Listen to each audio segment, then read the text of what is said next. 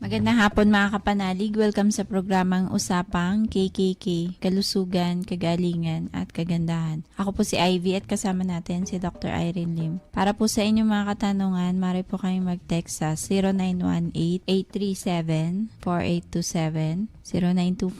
0925-896-1689 at 0917-810-6169. Para po sa may mga signal cable audio, kami po ay nasa channel 313 at sa eradioportal.com/Luzon AM stations/kilohertz Radio Veritas 846. Magandang hapon, Dok. Magandang hapon pong muli sa inyong lahat at welcome po sa ating talakayan sa Usapang KKK. Ang inyo pong lingkod, si Dr. Irene Lim, ang magbibigay na naman po sa inyo ng panibagong kaalaman. And always remember that knowledge is power. Ligtas ang may kaalaman. When you lose your health, you will lose everything. Paki-like, paki-share, and i-click nyo ho yung button bell for subscription para ma-alarm ho kayo pagka may bago tayong video, no? So, pwede nyo hong i-search dyan yung mga na-miss out nyo pong episode. For our announcement, makiagaw na po sa ating anti-aging soap. Available po ito sa Shopee. Look for IV anti-aging soap. And for healthier and clearer and glowing skin. Dapat po talagang may special soap po kayo for your face and actually for your whole body, no? So, gawin nyo na hong regalo man lamang yan sa sarili ninyo. May special soap po kayo for your skin. Ayun po, nakakabawas po kasi ito ng wrinkles, no? Nakakabana to ng skin. Mas firm ho yung skin ninyo and also nakaka-lift din ho ito ng face, no? If you regularly use it. But actually ho, kahit isang gamit pa lang ho, makikita nyo na yung difference, no, than ordinary soap. And habang ho may stock kami, marami hong bumibili kaya palagi hong nauubos ang stock. For our check-up, so still, as of now, free pa rin ho ang check-up, urine and sugar testing, and free colon cleansing if you have referral. But humabol na po kayo, limited lamang po ang ating slot per day hanggang first week of March na lamang po ito, no? So samantalahin nyo na po habang open pa. So sayang naman ho, ang tagal namin itong inopen para sa inyo kung mapagsasarahan pa ho kayo, no? So wala na hong katwiran na walang budget kaya hindi makapagpa-check up. Libre na nga po ang check up. May libre pa ho kayong sugar and urine testing. Malalaman nyo na ho kung may UTI kayo, kidney stone, pati ho kung diabetic kayo. So, nasa inyo na ho, binigay na ho lahat ng opportunity. So, kung hindi nyo pa rin ho yan mapupuntahan for check-up, nasa sa inyo na po ang pagkukulang, no? Naka-promo package pa rin ho ang ating detox, blood cleansing, and vector scan. Malaki ho ang diferensya niyan kaysa pagka-compare to original price na wala ho kaming promo. But choose the one with vector scan, marami ho kayong benefit na makukuha sa vector scan. Kasi ho, in just one sitting, makikita niyo hong lahat, ang whole body. Whole body scan po ito. Made in Russia po ito, no? So, itong technology na to, wala hong radiation. Ang accuracy ho nito is more than 90%. Nauuna ho itong mag-positive than your laboratory test and wala pa ho kayong symptoms, sasabihin nyo na ho sa atin. And lalo na ho, yung may mga lahi ng cancer. Of course, nandiyan ho yung fear na baka ho kayo ay magkaka-cancer din. Yung root cause ho kasi ng cancer lalabas dyan. So, malalaman nyo if kandidato rin ho kayo for cancer. And also, yung mga may lahi ho ng stroke and heart attack, so makikita nyo na ho ahead if barado ang circulation ninyo. Ayun po, no? So, ang result ho nito is not subjective, no? So, yung machine ho ang magbabasa. Hindi ho base sa opinion ng nagbabasa. And also, it will detect all kinds of germs. Hindi lamang ho bacteria, virus, fungus, protozoans, and parasite, but scientific name pa ho Hindi in general na sasabihin niya lang na bacteria. So no need for culture and sensitivity. Nakukuha pa kayo ng specimen, hindi ho automatic na ho lalabas dyan kung anong microorganism ang meron. Pati ho yung may mga allergy, no need for skin test. No? Automatic ho lalabas ang mga allergens nyo dyan. And it is a wrong way, yung itetest ho lahat ng allergens para iwasan nyo o i-inject sa inyo lahat ng klase ng allergens. But baliktad ho, yung root cause ng allergy, yun ho ang permanent cure. Lack of water or dehydration and parasitism, tandaan nyo po, pag hindi nyo na-settle yung dalawang yan, puro ho temporary relief lang makukuha ninyo sa pag-inom ng anti-allergy and using steroid. No? So, habang buhay ho kayo sa allergy if you will not address the root cause. So, ganun ho karami ang benefit na makukuha ninyo sa vector scan. Baka nga ho may hindi pa ako nasabi na benefit niya. And also, yung high-dose vitamin C po, yan ho ang isa sa blood cleansing natin na ginagamit. So, ito ho ay magbibigay ng extra benefit like antimicrobial effect and anti-cancer effect. Antimicrobial means kaya niya hong patayin not only bacteria but also virus, fungus, protozoans like amoeba and parasites. So sa cancer ho, ibablast niya ho yung microscopic cancer cell by eating all those vitamin C. Kasi ho akala niya yung vitamin C na in-infuse natin is sugar. Ang chemical structure ho ng sugar and vitamin C is very, very much similar. So, until ho, lumaki siya ng lumaki hanggang sa mag-blast ho siya. No? So, parang plastic balloon na hinipan nyo ng hinipan hanggang sa pumutok ho. But that is microscopically speaking. Hindi ho physically speaking na puputok yung bukol. Hindi po. Microscopically speaking. Ngayon po, ginagamit na rin ho ito sa US, sa hospitals, and pwede rin ho itong gamitin ng mga nagkikimo and radiation because hindi na ho nila mararamdaman yung pagsusuka, paglagas ng buhok, and panghihina. Of course, sa integrative medicine po, as much as possible, pwede nyo na hong gamitin mismo ang high-dose vitamin C to combat cancer para hindi nyo na ho makuha yung side effect ng chemo and radiation. No? So, sinasabi lamang namin po yan, doon ho sa right now, nandyan na po nagpapakimo na kayo. No? And na-chemo na kayo or na-radiation na kayo. But if magpapakimo pa lang and magpaparadiation pa lang, pag-isipan niyo pong mabuti. Why don't you try using high-dose vitamin C first? And meron ho kaming protocol talaga for cancer, which are all non-invasive. No? Ayun ho, pwede nyo na itong i-prepaid, bayaran na ho para hindi na kayo mapagsarahan ng promo. Plus, wala hong expiration kung kailan nyo gustong gamitin. And also, transferable ho ito, so pwede nyong ipangregalo sa mga mahal nyo sa buhay. Okay, so for this afternoon, ang pag-uusapan ho natin ay tungkol sa andropause. So, katapat po ng menopause sa kababaihan. So, ito naman po ay sa kalalakihan. So, late onset hypogonadism po ito. Typically occurs in men pagka ho sila'y nag-iedad na. Usually starting around middle age. Although usually ho mas talaga ito, mas late kumpara ho sa women, no? Nagkakaroon ho ng gradual decline sa testosterone level, which is a male hormone. Ayan, no? So kung meron ho ang kababaihan, meron din ho sa male. Late 40s hanggang 50s, no? And even later pa ho. So nauuna ho ang menopause ng babae kaysa ho andropause ng kalalakihan. Symptomatically, nakakaramdam ho sila ng fatigue at saka decrease ho ang energy level. Yung dati ho nilang lakas, endurance, physical activity, medyo mababawasan ho talaga ng malaki. Of course, reduce ho ang libido.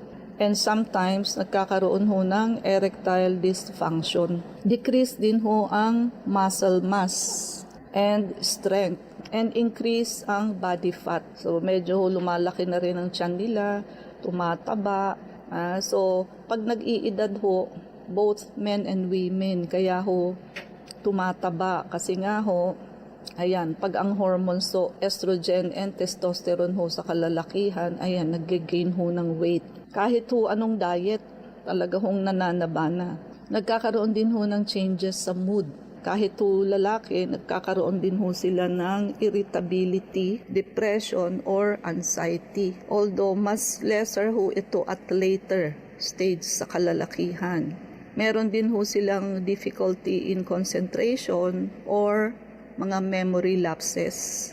Ayun ho, decrease din ho ang bone density. So medyo prone din ho sila sa osteoporosis. And sleep disturbances tulad ho ng insomnia or sobrang antukin naman ho. And meron din ho silang hot flashes or night sweats. Hot flashes ho yung init na init kayo, bigla kayong pagpapawisan, pero kayo lang ho ang naiinitan. Yung mga kasama niya ho, hindi. And bigla po yun, sudden, no?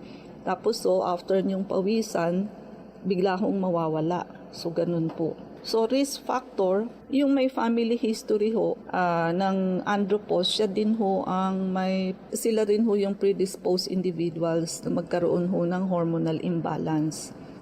Sa men ho kasi, hindi lahat nag-a-andropause, no? So, hindi ho katulad ng women na lahat mag-a-undergo ng menopause. Lifestyle factors, syempre ho, mas prone na mag-andropause yung may mga poor diet, lack of exercise, ayan, yung mga excessive alcohol consumption, yung mga manginginom po, yung mga smoker, yung may mga high level of stress, ayan, mas nakaka-exacerbate ho yan ng symptoms ng andropause, no? And yung may mga medical condition o comorbidities tulad ng obesity, diabetes, hypertension, ayan, metabolic syndrome. Ano ho ba yung metabolic syndrome? So, uncontrolled hypertension, uncontrolled diabetes, hyperlipidemia, meaning high cholesterol, high bad cholesterol, and increased ho yung abdominal fat. So, greater than 35 inches sa women and 40 inches sa men. At saka yung mga gumagamit ho ng opioid painkillers, ayan ho, nakaka-apekto ho yan ng malaki sa hormonal imbalance din ho ng male. And yung mga nag-undergo ho ng testicular injury or surgery. So yung may mga trauma ho sa testicles or surgical procedures, yan ho, of course, mas predisposed po sila. And yung may mga chronic illness, tulad ho ng may mga HIV and AIDS, syempre ho, no? Yung may mga chronic liver or kidney disease. And yung may mga pituitary disorder or bihira naman din po ito, no? Environmental factors tulad ho ng environmental toxin, tulad ho ng mga pesticides, exposure to heavy metals, ayun ho, yung mga endocrine disrupting chemicals na minsan ho occupational hazard nakukuha ho sa area ng pinagtatrabahuhan, no? Sabi nga natin, magdi-decrease ho yung muscle mass niyan and strength. So, kung Mr. Universe ho dati ang katawan niyan, puro muscles, napapalitan. Yun ho, pag nagwe-weight so kayo, dapat ho yan, panindigan nyo hanggang sa kayo'y tumanda na. Why? Mapapalitan ho kasi ng muscle fat. So, yung muscles ninyo, papasok ho doon ang fat tissue pagka hindi na ho kayo nagwo-workout. Kaya karamihan ho ng dati, full of muscles, pagtanda ho, tumataba. Kasi habang bata pa kayo, nandiyan yung lakas, muscle strength. But you do not know, pag nag-edad na ho kayo, nagka-diabetes na, high blood na, kahit hindi ho sinasadya, talaga hong hindi nyo na kayang mag-workout. Bata kayo, kaya nyo pa, hindi nyo akalain na pag edad ninyo pala, hindi nyo na kayang mag-workout. So, wala ho kayong choice. Kahit gusto nyo pang mag-workout, kesa ma-stroke kayo and ma-heart attack, kung pipilitin ninyo, kaya lalo kayong tataba pag nag-edad kayo na hindi nyo na kayang mag-workout. Pag bata pa ho kasi kayo, kala nyo kaya nyo. Kasi nasa kalakasan pa kayo. Pag nag-edad ho kayo, diabetic na, hypertensive pa, kusa ho kayong manghihina. Kusa hong mawawala yung lakas ninyo. Aside from the andropause na pinag-uusapan natin. No? Kaya ang mangyayari, tatama rin na ho kayo, hindi nyo na kayang mag-workout tulad ng kabataan ninyo. So lahat ho ng muscles ninyo, fat tissue ho ang papasok dyan. So, tataba ho kayo. Ayan, mood swing. Magkakaroon na rin ho kayo ng mood swing. Magiging irritable na rin ho kayo. So, hindi lang ho babaeng nagme-menopause. Even men. Although, latter pa ho part ng edad ng lalaki. No? Kaya nga ho, minsan kahit matanda na yung guy, bata pa yung babae, pwede pa rin hong magbuntis ang babae. Kasi nga mas late ang age ng men for andropause. And hindi ho lahat ng men nag-undergo ng andropause. Sa cognitive, ayan syempre, magkakaroon na rin yan ng senior moments, nagiging makakalimutin na rin, poor na rin ang concentration nila, nagdi-decline yung cognitive function nila. No? So, sa cardiovascular, siyempre mas increase na rin yung risk ng cardiovascular disease. Kasama na ang coronary artery disease at stroke. Prone na rin yan sa heart attack and stroke. And when it comes to heart attack, mas prone ang kalalakihan sa heart attack than women. Kasi nga yung women, di ba, may estrogen kasi ang women, which is may protective function po yun sa heart. Compare sa men na testosterone po ang kanilang male hormone. Mas nagkakaroon din yan ng insulin resistance pagka andropause na po. Siyempre mas prone sa type 2 diabetes and dyslipidemia. Yun tataas yung total cholesterol and bad cholesterol, bababa yung good cholesterol, and prone to obesity. Usually mauuna yung obesity. Tataba muna yan. Pag mataba na tsaka mangyayari, siyempre mag-slow down na yung metabolism, saka yan magkakaroon ng high cholesterol, triglyceride. Pag mataas ang triglyceride, sasakyan yan ng diabetes, magkakaroon ng diabetes, and komplikasyon ng diabetes, yung hypertension. So, domino effect na yan. And isa sa pinaka-nauuna dyan, tataba muna kayo bago mangyayari yan lahat. And bago kayo tumaba, ayan, syempre magkakaroon muna kayo ng fatty liver. Ayun dire-diretso na. So fatty liver, karoon ng obesity, tumaas ang cholesterol, triglyceride, mataas na triglyceride, kakaroon kayo ng diabetes. Pag uncontrolled ang diabetes, isa sa komplikasyon niya is hypertension. Pag may hypertension ayan, prone sa heart attack ang male and also stroke. Sleep disturbances, yan, medyo hirap na rin matulog.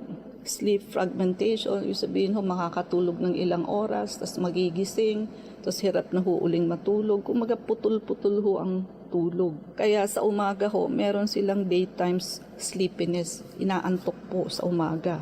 Siyempre yung physical, emotional, and cognitive changes, which is associated sa andropause ng lalaki, malaki ang impact niyan sa men's overall quality of life. Siyempre yan nakaka-affect ng relationship, also work performances, and overall daily activities. No? Nag-HRT din ang male, testosterone replacement therapy ang ginagamit. But of course, hindi kayo pwedeng mag-self-medicate niyan. Kailangan doktor ang magpe-prescribe niyan sa inyo. Siyempre lifestyle modification ang kailangan. Kailangan ng balanced diet, more on fruits and vegetable, lean protein lang tatanggalin yung mga taba, more on whole grain, fruits and vegetable, regular exercise, stress management technique, lalo na ho kung class A personality kayo, stop smoking and stop alcohol consumption. Siyempre ho, no? Ayan, may mga certain medication ho to alleviate specific symptoms tulad ho ng mga antidepressant. Kaya lang ho, siyempre, no? So, kesa ho gumamit kayo ng antidepressant, malakas ho kasi ang side effect niyan. And hindi kayo makakabili niyan ng walang S2 license prescription ang doktor, no? Kaya ho, for treatment and prevention ng andropause, so pumunta ho kayo ng clinic, magpa-vector scan ho kayo para kung papunta na ho kayong andropause, maagapan ho natin. Pinaka-basic hong dapat gawin is detoxification and blood cleansing program pa rin ho. Kasi pagka ho malinis ang liver ninyo, di ho ba, domino effect, sabi natin, fatty liver muna bago magkakaroon ng obesity, bago ho kayo tataas ang mga cholesterol ninyo, triglyceride, bago ho magda-diabetes, then complication, hypertension. So, isa ho sa root cause is fatty liver. Isa ho sa pinaka-effective for ma-reverse natin yung fatty liver is detoxification. Pagka ho supplementation lang ng fatty liver, hindi ho siya effective.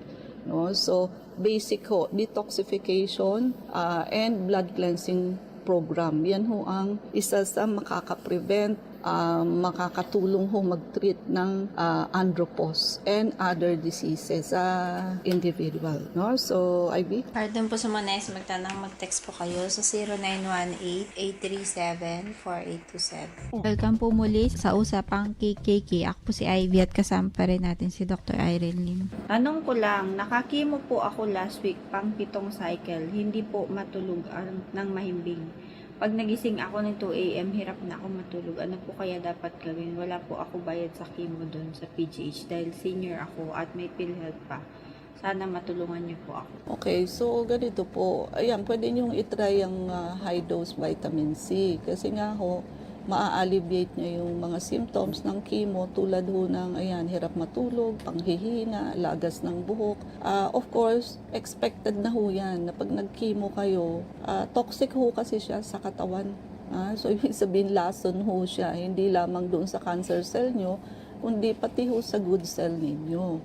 And pag nahaharm ho kasi ang liver, tinatamaan ng liver nyo dyan, mahirap hong matulog. So, basta ho sleeping, lagi hong related yan sa liver, no? So, sa mga hindi pa naman ho nakikimo, try first our high-dose vitamin C and cancer protocol, no? Para ho walang side effects sa good cells ninyo. So, walang tayong oras. Mangyari po lamang na kayo magpalista kung kayo po yung magpapacheck up. So, Unit 1101, Clinica Medica 101, Centuria Medical Makati, Salamanca Street, corner Kalayaan Avenue, Makati City. So ang landmark ho natin is along Makati Avenue, yung corner General Luna Street. Everyday ho bukas ang clinic, pati na rin Saturday and Sunday and even holidays. Kailangan lamang ho magpalista kayo ahead. Ay ang mga numero. Pwede po kayong tumawag sa 546-9412. Pwede rin po kayong mag-text sa 0925-896-1689 at 0917-810-6169. Prevention is better than cure and health is the best investment. Regaluhan niyo po ang inyong sarili ng pagpapacheck up para ma-auscultate namin ng likod ninyo. Maagapan ho kung kayo ay may walking pneumonia since wala nga hong symptoms. And sabayan niyo na ho ng pagpapa-vector scan, detoxification and blood cleansing program kasi yan ho ang mag-a-address sa root cause ng halos lahat ng sakit.